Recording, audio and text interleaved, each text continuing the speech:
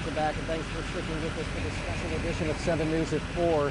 We are continuing to take a look. We have some pictures to show you of some of the life-changing damage that the tornado last week left behind. Yeah, we've seen a lot of incredible images from all of you, and two in particular stood out that we want to show you right away. First off, take a look at the mailbox here. It is slammed into the tree. Literally, it's halfway in the tree. This is pretty unreal. We also have one of a flag planted firmly in the aftermath of those 160-mile-an-hour winds, showing Seneca is strong, hashtag Seneca strong, around all over the place, and that is an all-American survival sentiment, isn't it?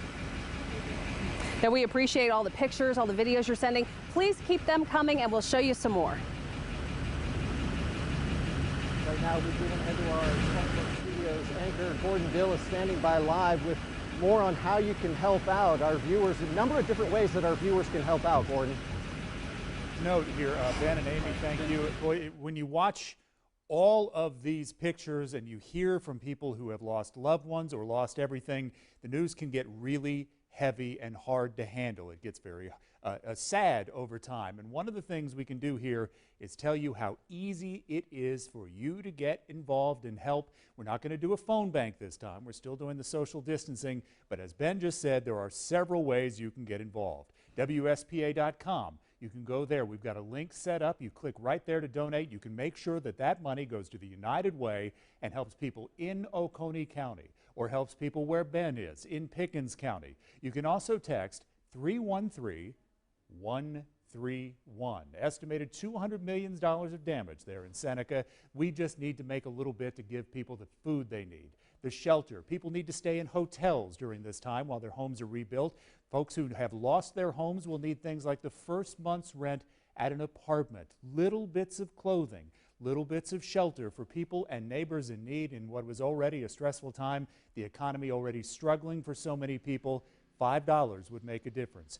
$25 if you can spare it. There are several giving levels available. Head to WSPA.com. We're going to report on the money we collect throughout this newscast. Again, that text option there as well. Text TORNADO 313-131. Let's send it back to you, Ben. All right, Gordon, thanks so much. Handling an important part of this special, probably the most important part, which is giving back. We'll go back to Gordon here in just a little bit. But right now, let's check in with meteorologist Malachi Rogers. He's back in our Spartanburg studios as well with a recap of last week's tornado. Malachi.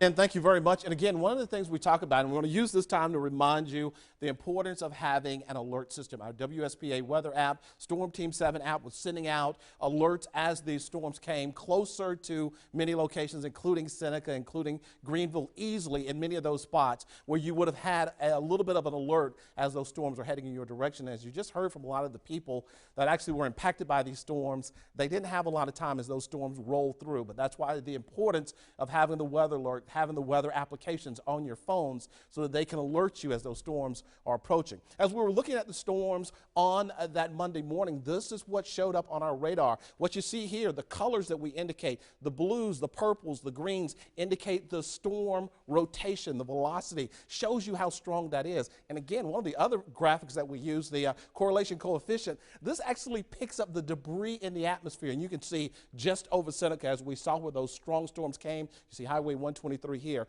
we could have a good idea, an indication of what those storms were and just how powerful they were. Now, we had no idea at the time, but a storm of an EF3, 160-mile-an-hour sustained winds, 900 yards wide, 16-mile path. Pickens and Greenville saw another tornado, an EF2, 120-mile-an-hour winds with that storm, and the one in Pickens County, an EF0 of 80 miles an hour. So we quickly show you those paths. The one that went through Westminster up towards Seneca, EF3, 160 miles an hour winds just north of the Clemson campus heading towards Central. The other storm, the one that was the weakest, went over the most populated area. An EF0, 80-mile-an-hour winds going over the city of Easley. Saw some damage there. And the third storm that we saw in Greenville and Pickens County, just south of Pumpkintown, an EF2, 120 20-mile-an-hour sustained winds as those storms raced across the Carolinas. So it was a very stormy morning, and again, the alerts were in place, so hopefully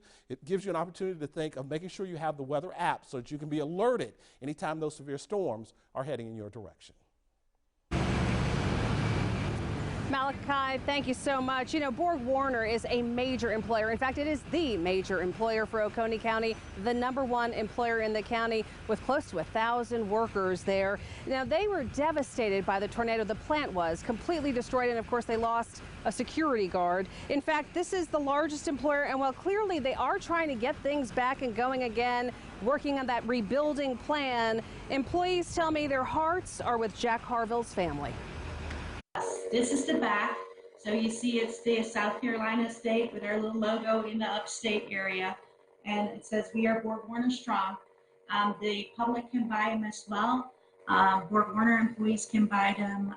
They're available, and I can make the link available. Okay, well, we'll get that link and put it on our website.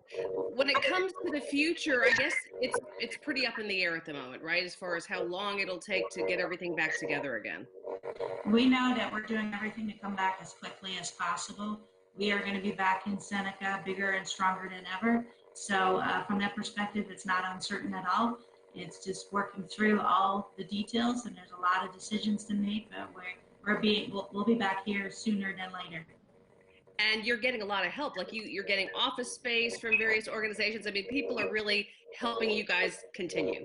Absolutely. We feel so supported by the community, by Borg-Warner as a whole.